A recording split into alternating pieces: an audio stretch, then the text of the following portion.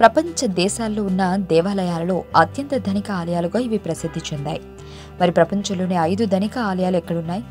ఆ ఆలయ విశేషాలు ఏంటనేది మనం ఇప్పుడు తెలుసుకుందాం. కేరళ అనంత పద్మనాభ స్వామి ఆలయం. కేరళ రాష్ట్రంలో అనంత పద్మనాభ స్వామి ఆలయం ఉంది. బిల్వ మంగళుడు అనే భక్తుడి కారణంగానే ఆ స్వామివారు ఇక్కడ వెలసారని పురాణం. అయితే కేరళ రాష్ట్రంలో కాసర్గోడ్ జిల్లాలోని అనంతపురం సరోవర మందిరం ఉంది.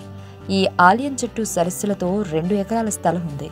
అతి పురాతన ఆలయంలో ఈ ఆలయం కూడా ఒకటిగా చెబుతారు. కేరళలోని అనంత పద్మనాభ స్వామి ఆలయం అంతులేని సంపదతో వార్తలు నిలుస్తుంది. ఆలయంలోని 6 నేలమాళిగలలో ఇప్పటికే 5 నేలమాళిగలు తెరిచారు. అందులో సుమారు 5 లక్షల కోట్ల ఆస్తుల వరకు కనుగొన్నట్లు వార్తలొచ్చాయి. అయితే 6 నేలమాళిగకు నాగబంధం ఉందని, దాన్ని తెరవకూడదని, అది తెరిస్తే అరెస్టమని భక్తులు హెచ్చరిస్తున్నారు. ఇక ఒక సర్వే ప్రకారం ఈ ఆలయం ఆస్తుల విలువ $1 ట్రిలియన్ ఉంటుందని ఒక అంచనా. తిరుమల తిరుపతి దేవస్థానం. ప్రపంచంలో అత్యధికంగా భక్తులు తరలివచ్చే దేవాలయం తిరుమల తిరుపతి దేవస్థానం. వెంకటేశ్వరుని దివ్య సన్నిధిగా ప్రపంచ ప్రసిద్ధిగాంచిన తిరుమల కలియుగ వైకుంఠంగా విరసిల్లుతోంది. తిరుమల తిరుపతి దేవస్థానం ప్రపంచంలోనే ధనిక ఆలయాల్లో ఒకటిగా ప్రసిద్ధి చెందింది. లడ్డూ కౌంటర్ సేవ, టికెట్స్, భక్తులకు చెల్లించే అద్దె, ఇంకా భక్తులు సమర్పించే వెంట్రుకలు, ఇలా అన్నిటి మూలాన దాదాపుగా తిరుమలలో ఒక్కరోజుకి 6.5 crores ఆదాయం ఉంటుందని చెబుతారు. అయితే 37,000 కోట్లు విలువ చేసే బంగారం ఈ ఆలయంలో ఉందని చెబుతారు. అంటే దాదాపుగా 52 టన్నుల బంగారం ఆభరణాలున్నాయట. భక్తులు అందించే హుండీలో సమర్పించే కానుకలో సంవత్సరానికి 3,000 కిలోల బంగారం వస్తుందని ఒక అంచనా. అయితే మొట్టమొదటిసారిగా వైఖాసన అర్చకుడు శ్రీమాన్ గోపీనాథ దీక్షితుల వారు శ్రీవారి మూర్తిని పుష్కరిణి చింత చెట్టు కింద ఉన్న చీమల పుట్టలో కనుగొని శ్రీవారి మూర్తిని ప్రస్తుతం ఉన్న ప్రదేశంలో ప్రతిష్ఠించి అర్చించాడని పురాణం. తిరుమల కొండని ఆదిశేషుని శరీరంగా, దానిపై శ్రీ మహావిష్ణువు విశ్రాంతి తీసుకున్నట్టు పురాణాలు వివరిస్తున్నాయి. షిరిడి సాయిబాబా. మహారాష్ట్రలోని అహ్మదానగర్ జిల్లా కోపర్గావ్ మండలం నుండి 15 కిలోమీటర్ల దూరంలో షిరిడి పట్టణం ఉంది. ప్రపంచవ్యాప్తంగా ప్రసిద్ధి చెందిన పుణ్యక్షేత్రం షిరిడి. ఇక్కడ కొలువై ఉన్న సాయిబాబాని దర్శించుకోవడానికి ప్రపంచం నలుమూలల నుండి కుల, మతం లేకుండా భక్తులు ఎప్పుడూ అధిక సంఖ్యలో వస్తూనే ఉంటారు.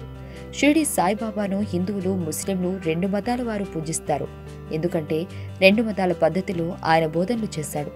సాయిబాబా యొక్క ముఖ్యమైన వాక్కు అల్లా మాలిక్, సబ్కా మాలిక్ ఏక్. సాధువు, యోగి అయిన ఈయనను హిందువులు శివుని అవతారంగా కొలుస్తుంటారు.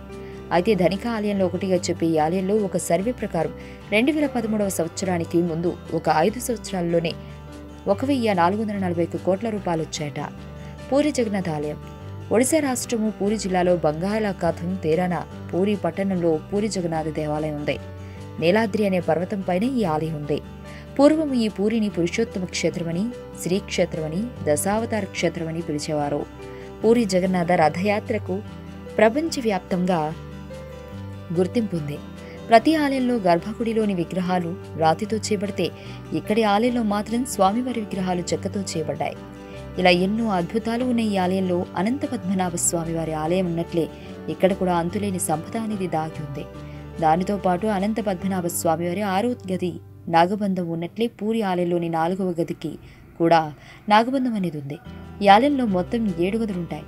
ఈ 7 గదుల్లో ఎంతో విలువైన సంపద ఉంది అని, అందుకే 1984లో ఈ ఆలయ అధికారులు ఆలయంలోని సంపదని లెక్కించి భద్రపరచాలని తలచి 3 గదులను తెరిచి సంపదని లెక్కించి ఇక 4వ గది దగ్గరికి వచ్చేసరికి పాము బుసలు కొడుతున్న శబ్దం విని మిగిలిన గదులు తెరవకుండా సంపద లెక్కించడాన్ని ఆపివేశారు.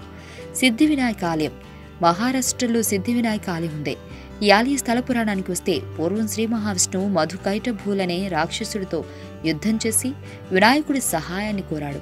అప్పుడు శ్రీ మహావిష్ణువు కోరిక మేరకు వినాయకుడు ఆ యుద్ధ భూమిలో ప్రత్యక్షమై విష్ణువు సహాయంతో ఆ రాక్షసుడిని సంహరించాడు. ఇలా వినాయకుడి పాదస్పర్శతో కార్యసిద్ధి కావడంతో ఈ ప్రాంతం సిద్ధక్షేత్రమైంది. ఇలా తనకి సహాయాన్ని చేయడం చూసి ఆనందించిన శ్రీ మహావిష్ణువు తానే స్వయంగా ఇక్కడ ఆలయాన్ని నిర్మించి గణపతిని ప్రతిష్ఠించాడని స్థల పురాణం. ఈ ఆలయం ఒక ఎత్తైన కొండపైన ఉంటుంది. స్వయంభూగా వెలిసిన ఇక్కడ ఆలయంలోని స్వామివారి విగ్రహం మిగతా ఆలయాలకు భిన్నంగా స్వామివారి తొండం కుడివైపుకు తిరిగి ఉంటుంది. ఈ విధంగా వెలిసిన స్వామివారు చతుర్భుజ గణేశుడిగా, సిద్ధి వినాయకుడిగా ప్రసిద్ధి చెందాడు. సిద్ధి వినాయక మందిరం దేశంలోని అత్యధిక ఆదాయాన్ని ఆర్జించే ఆలయాల్లో ఒకటిగా ఉంది. ప్రతి సంవత్సరం ఈ ఆలయానికి 100 నుండి 120 కోట్లు ఉంటుందని చెబుతారు. ఇంకా బంగారం కూడా ఎక్కువ విరాళాల రూపంలో రావడం గమనార్హం. ఈ ఆదాయాన్ని పలు సాంఘిక సేవా కార్యక్రమాలకు వినియోగిస్తున్నారు. అంతుచిక్కని రహస్యాలు, మరెన్నో మనకి తెలియని పురాతన కట్టడాలు, వాటి వెనక దాగిన నిజాలు, పూర్వీకుల ఆచారాలు, మరెన్నో మూఢ విశ్వాసాలు, ఇలా కాలగర్భంలో కలిసిపోతున్న రహస్యాల కొరకు సబ్స్క్రైబ్ చేయండి రహస్యవాణి ఛానల్.